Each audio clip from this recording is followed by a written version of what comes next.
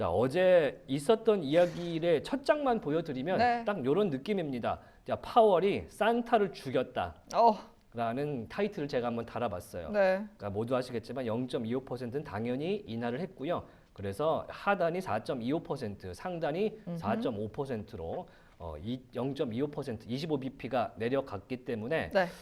시장 의견대로 가긴 했습니다. 문제는 이거였습니다. 만장일치가 아니었고 그니까요. 내년도 전망이 꼬꾸라졌습니다. 그러니까 만장일치가 아니었다는 점에서 상당히 의미가 있을 수 있겠고요. 이 클리블랜드 연은의 베스 해맥 총재가 동결하자라는 의견을 이 내놓기도. 소수 의견을 내놨는데요.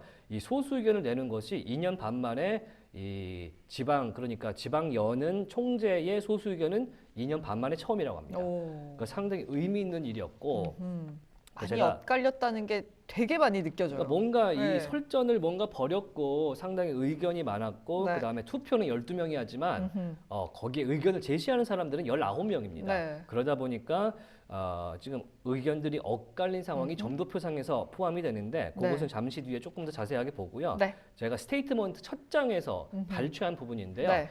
시장에서 중심을 잡고 있는 부분이 바로 이걸로 보시면 될 것 같습니다.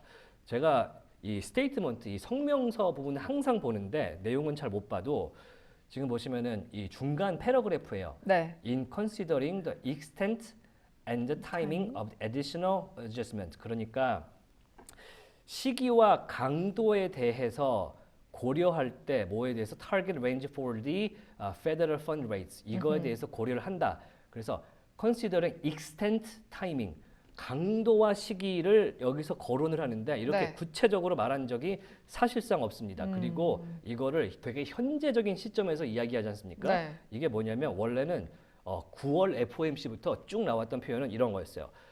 Forward-looking policy stance. 그치. 그러니까 이게 뭐냐면 미래지향적인, 그러니까 향후의 이 정책 스탠스에 대해서 이야기를 하기 위해서는 이라는 표현을 이렇게 가야 된다. 네, 이렇게 간다라는 네. 표현을 썼었는데 이게 이번에 없어졌고요. 그러니까 미래지향적이라는 일종의 이 수식어가 사라졌고요. Extent and the timing of additional adjustment. 그러니까 되게 현실적이죠. 그러니까 우리가 지금 현실 안에서 우리가 갖고 있는 데이터는 네. 당장 굉장히 가까운 시일 내에 나타날 수 있는 문제에 대해서 오늘 논의했다는 것을 이 스테이트먼트에서 오늘 보여줄 수 있다. 이렇게 좀 생각을 확실히. 합니다. 그래서 이전에 금리 뭐 움직일 때 보험적이었다 아니었다라는 이야기가 나왔던 게 이런 단어들 때문이었었잖아요. 그렇죠. 뭐 평상시에는 뭐 되게 우리가 잘 아는 뭐 나중에 베이지북을 통해서도 나오고 의사록을 통해서 나왔지만 뭐 모더레이트하다 이런 것들은 되게 얌전한 표현들일 뿐이고 네. 사실 그 중간에 패러그래프에서 어떤 문장을 구사했느냐가 이 파월 의장과 연준 이사 뭐 총재들의 의견을 수렴하는 이 패러그래프로 볼 수가 있는데 이 forward looking 미래적인 이 policy stance라는 단어 문장이 삭제된 것은 상당히 유의미하다. 그러니까 이 연준이 느낄 때는 상당히 트럼프 2기 정부가 약간 위협으로 그렇죠. 다가올 수 있게 그렇게 느끼고 있구나 이런 점을 이 문장을 통해서 좀 느꼈습니다. 네. 그래서 아무래도 뭐 파월이 하고자 하는 방향 그리고 트럼프 행정부가 하고자 하는 방향 자체가 부딪힐 수 있는 부분들이 있잖아요. 그렇죠. 그러다 보니까 트럼프가 당선이 되자마자 파월 끌어내리니 할 수 있니 없니 이야기가 나왔던 것 같은데 그런 것들을 굉장히 고려한 올해 마지막 FOMC의 결과가 아니었나 싶습니다. 예. 무엇이 되었든 어쨌든 시장은 깜짝 놀라서 급락을 했고 10년물 국채 금리 끌어올렸고 달러 인덱스도 함께 급등하는 모습이었는데 네. 10년물 국채 금리는 현재 더 오릅니다. 보니까 아이고. 4.57까지 지금 거의 고점을 계속 높여가고 있는 것으로 확인이 되고 있네요. 1% 넘게 10년물 국채 금리 올라가고 있고요. 2년물 국채 금리 같은 경우는 4.31 지나가고 있습니다. 장기물이 다 더 올리거든요.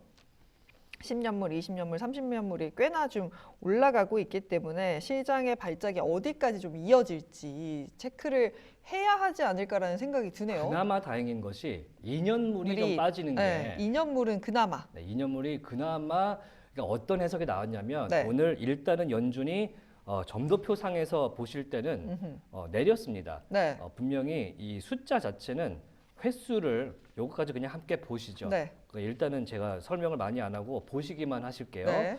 자, 내년에 금리 인하 가능성의 횟수를 4회에서 2회로 줄인 것이 맞습니다. 음흠. 그리고 올해는 100bp 인하로 마무리를 해서 이 지금 수준은 2022년 12월 수준으로 약간 금리 정도가 돌아간 것이 맞고요. 네. 여기까지는 우리가 임무를 수행했다라고 파월 총재도 파월 의장도 말한 만큼 확실히 잘 끝낸 것 같아요. 네. 근데 그 다음에 문제 아니겠습니까? 그쵸. 지금 2년물이 갑자기 튀었다가 오늘 또 반락하는 것은 이런 문제입니다. 분명히 내릴 것 같긴 한데 이것은 점도표상에 있는 것뿐이지 않느냐.